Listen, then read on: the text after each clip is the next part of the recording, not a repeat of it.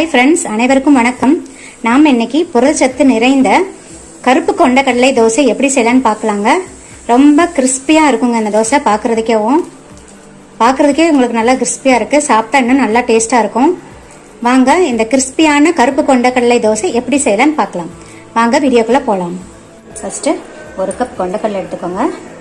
கிராமில் பார்த்தீங்கன்னா 100 கிராம் இருக்கும். அதில் ஒரு பவுலில் சேர்த்துக்கிறேன். இது கூடயே 1 டீஸ்பூன் அளவு வெந்தயத்தையும் சேர்த்துக்கிறேங்க. பாருங்கள், இந்த ஸ்பூன் அளவு சேர்த்தா போதும். இப்போ நம்ம கொண்டக்கடலையும் வெந்தயத்தையும் நல்லா வாஷ் பண்ணிடலாம். இப்போ வெந்தயத்தையும் சுண்டலையும் நல்லா வாஷ் பண்ணிட்டேன். இப்போ 3 பங்கு தண்ணி ஊற்றி ஊற வச்சிடலாங்க. அதாவது இந்த மாதிரி பயிர் வகைகள்லாம் நீங்கள் ஊற வைக்கிறச்ச 1 பங்கு பயிர் எடுத்தீங்கன்னா 3 பங்கு தண்ணி ஊற்றி ஊற வைங்க. அப்போ தான் உபரி நிறைய கிடைக்கும். நெக்ஸ்ட்டு 1 கப் பச்சரிசி, அதாவது நீங்கள் எந்த கப்பில் கொண்டக்கடலை அளந்தீங்கன்னோ அதே கப்பில் 1 கப் பச்சரிசி எடுத்துக்கோங்க. பச்சரிசி தான் எடுக்கணும்னு அவசியம் இல்லைங்க. நீங்கள் புழுங்கல் அரிசி எடுத்துக்கலாம், அப்படி இல்லைன்னா இட்லி அரிசி கூட எடுத்துக்கலாம். பச்சரிசி ஏன் எடுத்திருக்கேன்னா கொஞ்சம் தோசை மொறுமொறுன்னு இருக்கும், அதனால தாங்க பச்சரிசி எடுத்திருக்கேன். இப்போ பச்சரிசி நல்லா வாஷ் பண்ணிவிட்டு பச்சரிசி மூழ்கிற அளவுக்கு தண்ணியை ஊற்றி நல்லா ஊற வச்சிடலாங்க. இப்போ சுண்டல் அட்லீஸ்ட் 8 ஹவர்ஸாவது கண்டிப்பாக ஊறணுங்க. நான் மார்னிங் பிரேக்ஃபாஸ்ட்டுக்கு செய்கிறதுனால ஒரு ஓவர் நைட் இது ரெண்டையுமே ஊற வச்சுக்கிறேங்க. மேக்ஸிமம் நீங்கள் கருப்பு கொண்டக்கடலையை யூஸ் பண்ணிக்கோங்க. ஏன்னா கருப்பு கொண்டக்கடலையில் தான் நிறைய சத்துக்கள் இருக்குது. புரத சத்தும் நார் சத்தும் நிறைந்து இருக்குது.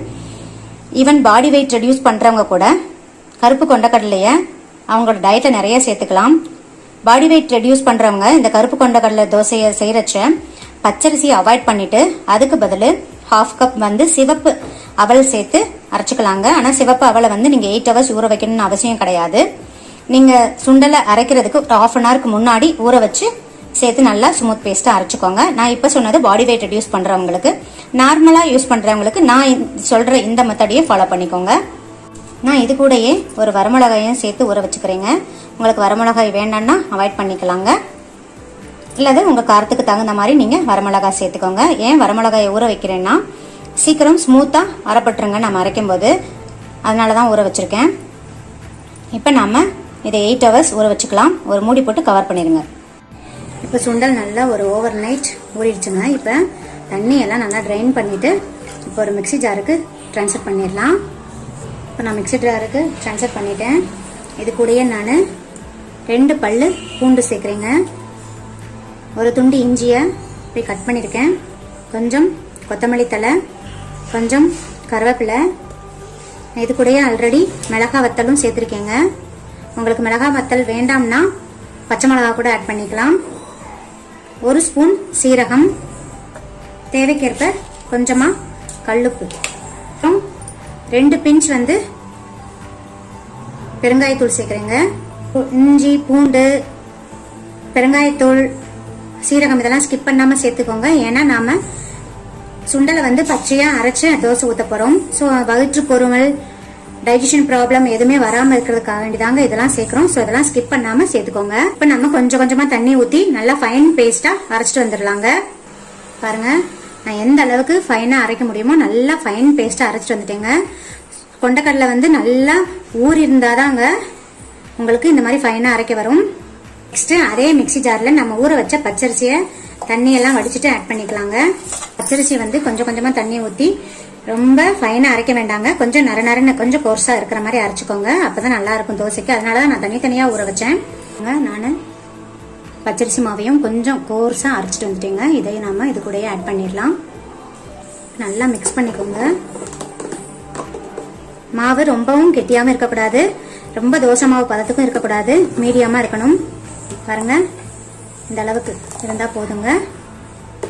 இப்போ ஒரு 10 நிமிஷத்துக்கு அப்படியே விட்டுருங்க. அப்படியே இருக்கட்டும். ரொம்ப புளிக்க வைக்கணும்னு அவசியம் இல்லைங்க.